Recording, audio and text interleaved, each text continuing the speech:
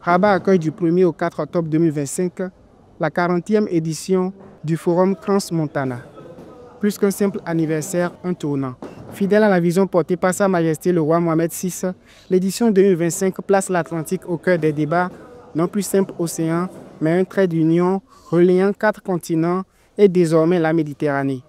Au programme, transition énergétique, changement climatique, recomposition économique, sécurité alimentaire, flux migratoires, autant de défis qui, vus depuis Rabat, résonnent avec l'avenir de l'Afrique et son rôle croissant sur la scène mondiale. Quand vous faites le tour et que vous regardez ce qui se passe dans le monde, vous vous apercevez que l'Atlantique, c'est une mer ouverte et une mer paisible. Donc il y a des avantages à prendre, il y a des cartes à jouer, de manière à développer au maximum le potentiel d'exportation des matières premières stratégiques des pays africains sur une mer ouverte et une mer qui ne fait l'objet d'aucune menace. Voilà pourquoi nous travaillons à cette dimension et pourquoi nous sommes ici et pourquoi nous avons fait ce forum.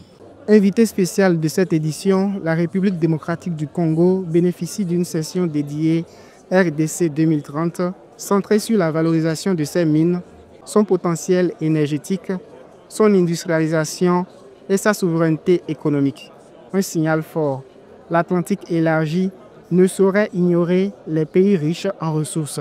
Je crois que la RDC a beaucoup à amener et malgré qu'il y a la guerre, mais on espère toujours qu'il y a le futur est meilleur pour la RDC et la RDC a beaucoup à apporter par rapport à ses richesses, mais aussi par rapport au capital humain que nous avons. Voilà. Nous parlons de la globalisation, nous parlons de la façon dont nous pourrions amener ces pays ensemble, afin que l'Atlantique devienne un endroit très court, au-delà d'un endroit large, dans notre imagination. Je pense que c'est quelque chose que nous allons regarder. Au-delà des chefs d'État, ministres et dirigeants d'entreprises, le forum entend donner une voix au territoire. L'annonce de la création du Club des régions atlantiques illustre cette volonté d'inventer une diplomatie de proximité plus pragmatique et moins costée par les logistiques étatiques.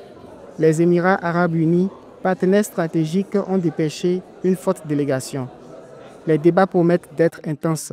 Infrastructures, connectivité numérique, transition énergétique, intégration intra-africaine. Lefty Hounou, envoyé spécial à Rabat au Maroc pour Africa 24.